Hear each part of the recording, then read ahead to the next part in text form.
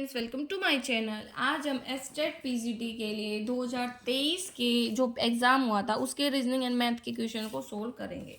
तो यहाँ पे पहला क्वेश्चन है हमारे पास, ए स्टैंड ऑन हिज हेड, मतलब अपने सर पर खड़ा है और उसका फेस नॉर्थ में। देखो, आप जब खड़े होते हो सिंपल, तब आपका फेस जिस साइड होता है उससे उल्टा होता है जब आप अपने सर पर होते हो। तो इसका मतलब वो ना, खड़ा था तब उसका साउथ में था, लेकिन हेड पे है तो नॉर्थ में है। ठीक है, तो किस डायरेक्शन में उसका लेफ्ट हैंड होगा? आप खुद देखो, अब आप साउथ की तरफ फेस कर रहे हो तो आपका लेफ्ट हैंड किस साइड में होता है? इस साइड में होता है। ठीक है, तो अगर आप इधर की साइड फेस करोगे तो आपका लेफ्ट हैंड इधर ही होगा। वो मतलब सर की पोजीशन बदलने से लेफ्ट हैंड राइट हैंड की पोजीशन नहीं बदलती है। एक बोट है 20 किलोमीटर डाउनस्ट्रीम, डाउनस्ट्रीम मतलब धारा के साथ जाती है, तो एक्स प्लस वाई, एक्स होती है बोट की स्पीड मान रखी है, वाई मैंने करंट की, और वो 1 घंटे में ऐसा कर लेते हो तो एक्स प्लस वाई यहाँ पे आ गया 20, डिवाइड कर देंगे 1 से। नेक्स्ट है वो सेम डिस्टेंस को 2 घंटे में अपस्ट्रीम, मतलब एक्स माइनस वाई की भाई धारा के विपरीत, तो धारा घट जाती है बोट की स्पीड से, तो 10, मतलब एक्स माइनस वाई की वैल्यू आ गई 10। तो ये तो आ गई अपस्ट्रीम की वैल्यू और ये आ गई डाउनस्ट्रीम की वैल्यू। अब कहता है कि the speed of the boat in still water, मतलब एक्स की वैल्यू निकालनी है। तो याद रखना, जब बोट की स्पीड पूछे तो down stream plus up stream करके 2 से डिवाइड कर देंगे, तो 20 10 30, 30 को 2 से डिवाइड करोगे तो 15 आपका आंसर आ जाएगा। नेक्स्ट होता है कि एक ग्रुप है 15 लोगों का, हिंदी पढ़ते हैं वो और इंग्लिश न्यूज़पेपर पढ़ते, लगा लो।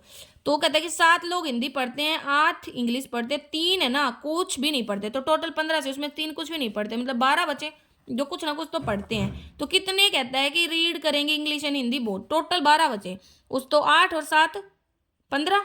ठीक है, तो 15 को जब 15 में से 12 को घटाएंगे, 3 ऐसे लोग जो मतलब दोनों पढ़ते हैं, तो 4 ऐसे हैं जो सिर्फ हिंदी पढ़ते हैं और 5 ऐसे हैं जो सिर्फ इंग्लिश पढ़ते हैं। तो इसने पूछा है कितने हैं सिर्फ जो दोनों पढ़ते हैं, तो 3 ऐसे हैं जो दोनों पढ़ते हैं। ऐसे आपको नहीं समझ में आया तो फॉर्मूला होता है n of A union B is equal to n of A plus n of B minus n of A intersection B.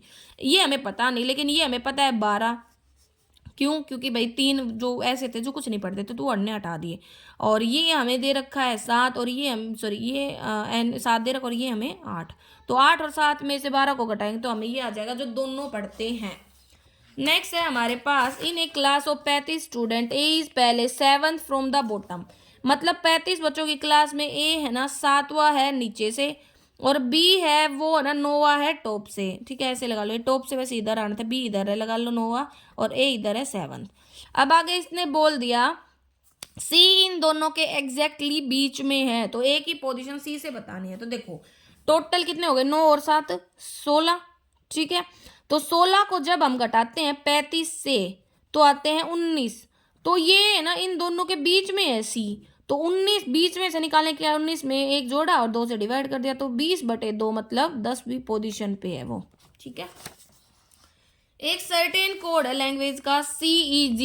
ठीक है, ये अच्छा है, देखो CEG, और इसका कोड बना दिया TSR। एक है FHJ और इसका कोड है QPO। तो अब कहता है कि IKM का बताना है। देखो ये आपने एक चीज देखी, वैसे तो कुछ समझ नहीं आ रहा। देखो ये 3 है, ये 5 पोजीशन है, इसकी 7 है, इसकी 20 है, इसकी 19 है, 18। देखो एक चीज देखो, ये इसका अपोजिट है ग्रेट, ये इसका अपोजिट है जंगल क्वीन। तो IKM मतलब वो ट्रिक है, मैंने यहाँ से याद कर, J का Q मतलब जंगल क्वीन। अब इसका क्या होगा, MN मैन। अब देखो ये कैसे कर रखा है,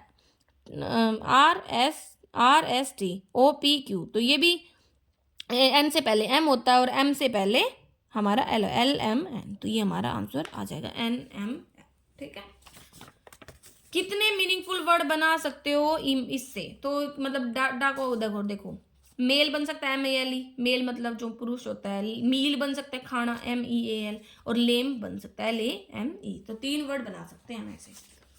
नेक्स्ट क्वेश्चन है, the ratio of the interior angle and exterior angle of a regular polygon. याद रखना, इंटीरियर होते हैं जो, जैसे ये हमारा रेक्टेंगल है इसके अंदर जो बन रहे हैं, और एक्सटीरियर मतलब जो बाहर बनते हैं। ठीक है, तो जो इंटीरियर एंगल होते हैं उनका सम मोस्टली हम 180 और एक्सटीरियर का 360 मान के चलते हैं।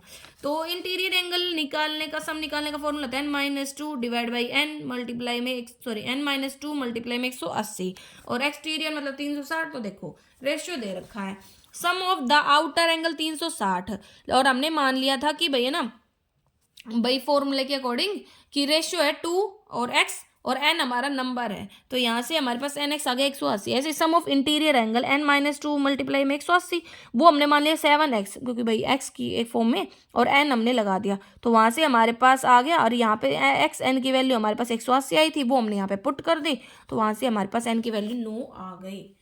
ठीक है, नेक्स्ट है find the next term of the following.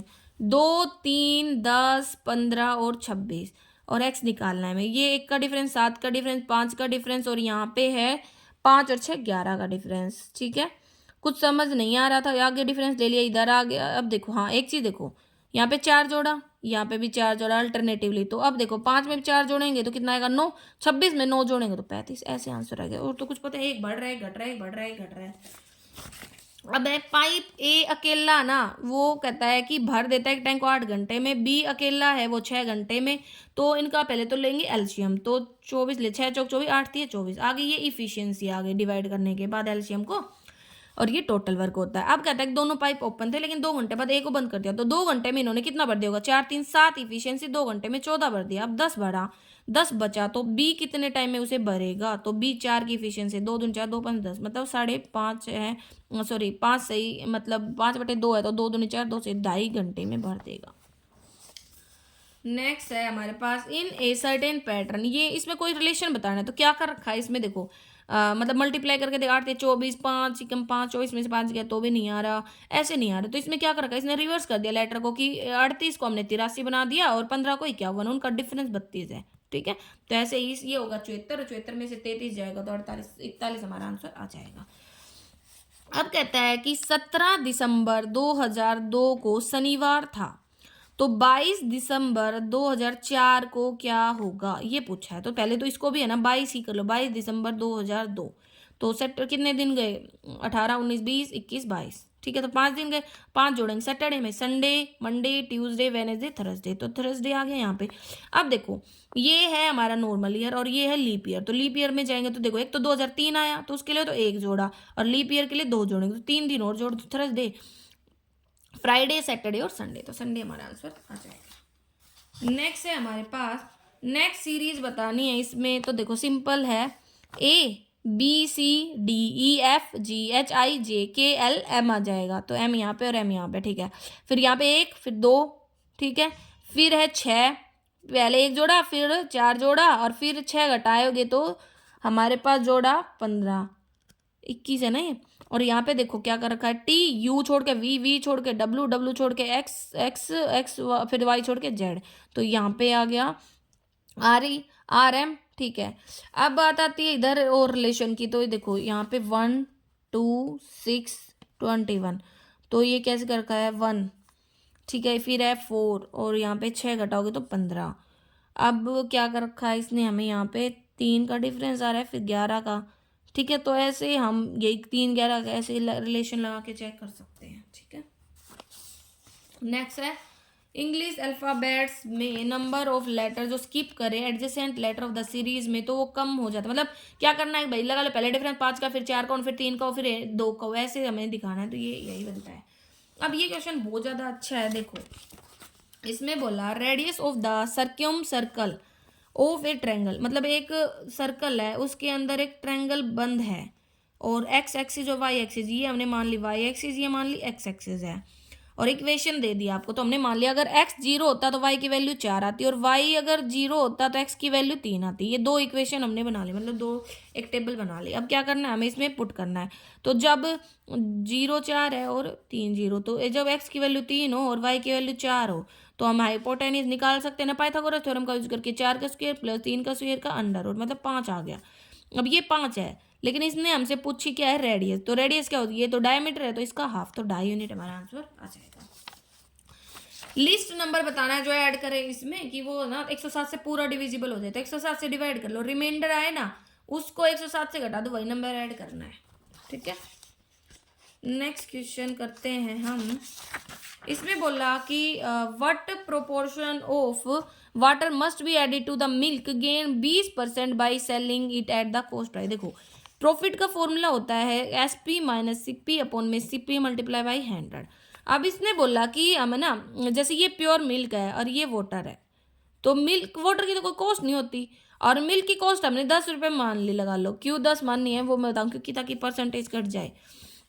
अब कहता है कि इसको हम कॉस्ट प्राइस पर बेच रहे हैं, लेकिन है ना फायदा होना चाहिए। तो 10 को हम 20% के प्रॉफिट, मतलब 120 की वैल्यू हो गई मल्टीप्लाई बाई 100। तो इससे काटते हैं तो 25/3 आ जाता है।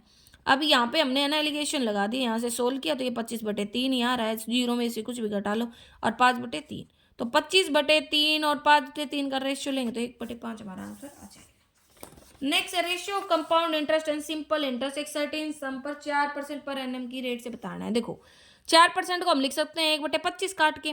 कंपाउंड इंटरेस्ट मतलब भाई प्रिंसिपल और अमाउंट। अगर 25 आप प्रिंसिपल लेके चले तो अमाउंट 26 हो जाएगी, एक जुट जाएगी।